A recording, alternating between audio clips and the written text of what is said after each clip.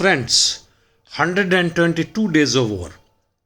After a long time, more than 2 weeks of fight, there seems to be some gains for the Russian army. On what cost, that has to be seen.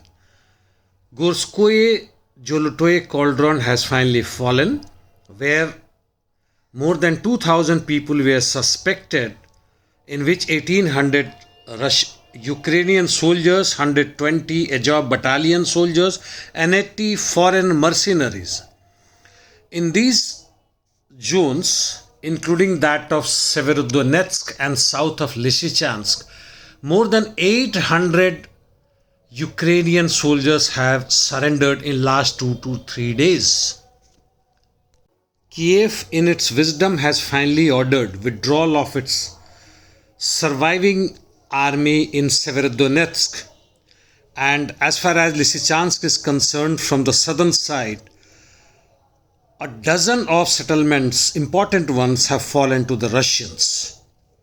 And even from Lysychansk, it is learned that some of their army have been able to retreat despite all-round Russian army and heavy pounding by their artillery.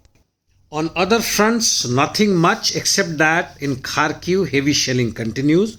North and south of its region towards Slavyansk and Artyomovsk, the battle is continuing. Kherson, Mykolaiv, there is nothing new.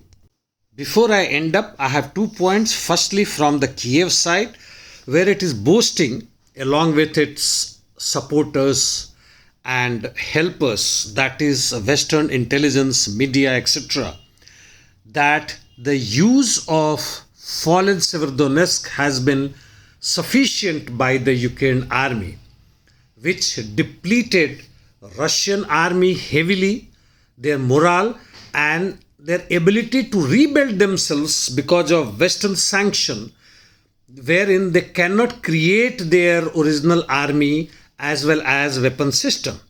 The second point, just to counter it, it seems very clear so far, the augmentation of Western weapons, their advices, instructions, information, intelligence, and even mercenaries have not been up to the mark which they would have loved to. Now it is to be seen as the time is passing after 4 months of war. Which side the war goes? Will it be in the Russian side? Will it be in the Ukrainian, rather let's say NATO and American side? That is very important, and that will decide the full course of the war. Maybe third phase or fourth phase, whatever you may like to call it.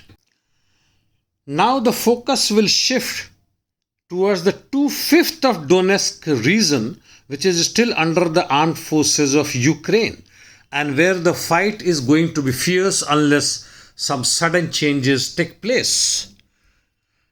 As far as the world is concerned, it is watching meekly, except that what are the Americans and NATO forces doing to deplete and bleed Russia, and on the other hand, the Russians resolve to free Ukraine from the neo-Nazis and Western influence. Thank you, friends. See you tomorrow, and hope that you do give some comments. Thank you.